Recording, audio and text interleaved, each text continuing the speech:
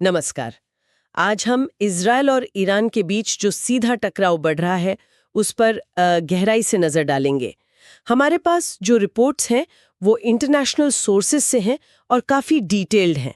तो आज हमारा मकसद यही है कि इस रिपोर्ट के ज़रिए समझें कि ये सब कैसे शुरू हुआ, मतलब सालों की प्रॉक्सी लड़ाई अब इस खुले टकराव में कैसे बदल गई, अभी क्या हालात है, दुनिया क्या कह रही है और आगे क्या हो सकता है। हाँ जी, बिल्कुल। और ये जानना इसलिए भी ज़रूरी है क्योंकि ये शायद मिडल ईस्ट के सबसे इंटेंस टकराव में से एक बन गया है, जहाँ सालों का जो छिपा हुआ तनाव था, वो अब बिल्कुल सामने आ गया है। हाँ, तो शुरुआत हुई 13 जून 2025 को, है ना, जब इज़राइल ने ईरान के कई परमाणु ठिकानों पर, जैसे वो नतान्स, फोर्दो, अराक और मिसाइल साइट्स पर भी बड़े हवाई हमले शुरू किए। इसे उन्होंने नाम दिया ऑपरेशन राइजिंग लायन। जी। और रिपोर्ट्स तो यही बताती हैं कि शायद इज़राइल को लगा कि ईरान का जो न्यूक्लियर प्रोग्राम है, वो एक ऐसे पॉइंट पर पहुंच गया है कि अब और इंतज़ार नहीं किया जा सकता। मतलब एक तरह से अब एक्शन लेना ही था। अच्छा। और फिर ईरान का जवाब भी काफ़ी तेज़ था।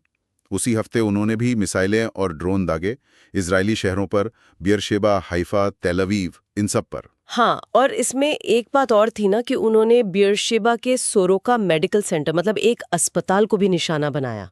हाँ हाँ, बिल्कुल। ये एक चिंता की बात थी क्योंकि इससे कई लोग घायल हुए। और ये दिखाता है कि शायद अब लड़ाई के जो पुराने नियम थे वो टूट रहे हैं। शायद प्रेशर बढ़ाने के लिए सिविलियन ठिकानों को भी निशाना बनाया जा रहा है। लेकिन इसका असर सिर्फ मिलिट्री या स्ट्रेटेजिक ठिकानों तक नहीं रहा। जो जाने गई हैं वो आंकड़े तो वाकई परेशान करने वाले हैं। रिपोर्ट्स के हिसाब से ईरान में 600 से ज्यादा मौतें हुई हैं। सरकारी आंकड़ा 639 बता रहे हैं और इजराइल में भी करीब 24 नागरिकों की जान गई है। हाँ, ये आंकड़े दिखाते हैं कि ये टकराव कितना कितना सीरियस है। मतलब अब ये सिर्फ प्रॉक्सी वॉर नहीं रही। बिल्कुल। और आज यानी 20 जून 2025 तक सिचुएशन अभी भी वैसे ही टेंशन वाली बनी हुई है। इजरायली हवाई हमले अभी भी जारी हैं। उनका मेन टारगेट तो ईरान की न्यूक्लियर और मिसाइल कैपेबिलिटीज ही हैं। और उधर से ईरान के मिसाइल और ड्रोन हमले भी रुक रुक कर हो रहे हैं। और इसमें एक और बड़ी चिंता की बात है ना, जो न्यूक्लियर प्लांट्स को लेकर है। हाँ हाँ, बिल्कुल। देखिए, जो यूएन है और आईएईए भी, जो ये न्यूक्लियर एजेंसी है, उन्होंने भी वार्निंग दी है कि अगर न्यूक्लियर प्लांट्स पर हमले होते हैं, खासकर बुशहर जैसा जो चालू रिएक्टर है, तो रेडिएशन लीक का खतरा बहुत बहुत गंभीर हो सकता है। जाहिर है पूरी दुनिया की नजरें इस पर है और रिएक्शंस भी अलग अलग आ रहे हैं। यूएन सेक्रेटरी जनरल गुटेरेस तो शांति की अपील कर रहे हैं। यूरोप में भी थोड़ी अलग अलग राय दिख रही है। जर्मनी जहां इजराइल का साथ दे रहा है, वहीं फ्रांस कह रहा है कि संयम बरतना चाहिए। हाँ, और अमेरिका का रुख वो अभी तक बिल्कुल साफ नहीं है।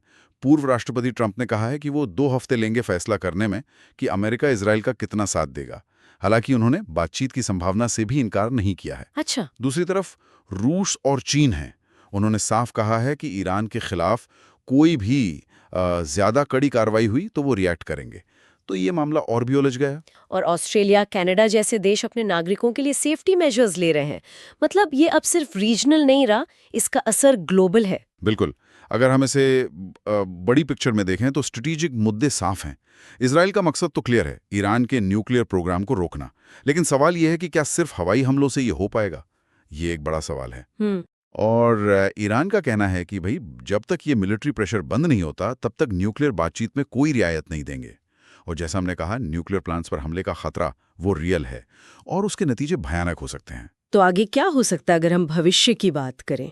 यूरोप कोशिश कर रहा है बातचीत के जिनवा में शायद। हाँ, कोशिशें हो सकती हैं शायद एक टेम्पररी सीज फायर के लिए। लेकिन ईरान की शर्त वही है कि पहले हमले रुके। और जैसा आपने कहा, अगले 2 हफ्तों में अमेरिका का फैसला वो बहुत क्रूशल होगा। हाँ, वो देखना होगा। और एक बात और ध्यान रखनी होगी, इजरायली मिलिट्री लीडरशिप ने इसे एक लंबी लड़ाई का संकेत दिया है, मतलब प्रोलॉन्ग्ड कैंपेन। इसका मतलब है कि शायद ये मामला जल्दी सुलझने वाला नहीं है। ये खिंच सकता है। तो कुल मिलाकर मतलब ये है कि इजराइल और ईरान के बीच ये टकराव अब एक खुले और ज्यादा खतरनाक दौर में पहुंच गया है। जाने जा रही हैं, दुनिया भर में चिंताएं बढ़ रही हैं, खासकर न्यूक्लियर सेफ्टी को लेकर। बिल्कुल। डिप्लोमेटिक कोशिशें जरूर हो रही हैं, पर उनके कामयाब होने में कई मुश्किलें हैं, खासकर तब जब दोनों ही पक्ष पीछे हटने को तैयार नहीं दिख रहे। और यहीं पर एक सोचने वाली बात छोड़ जाते हैं दर्शकों के लिए। अगर इजराइल वाकई एक लंबी लड़ाई के लिए तैयार है और दांव इतने ऊंचे हैं, तो इस पूरी खींचतान के बीच क्या कोई नए अप्रत्याशित रीजनल या ग्लोबल गठबंधन बन सकते हैं या पुराने समीकरण बदल सकते हैं? इस पर नजर रखना वाकई दिलचस्प होगा।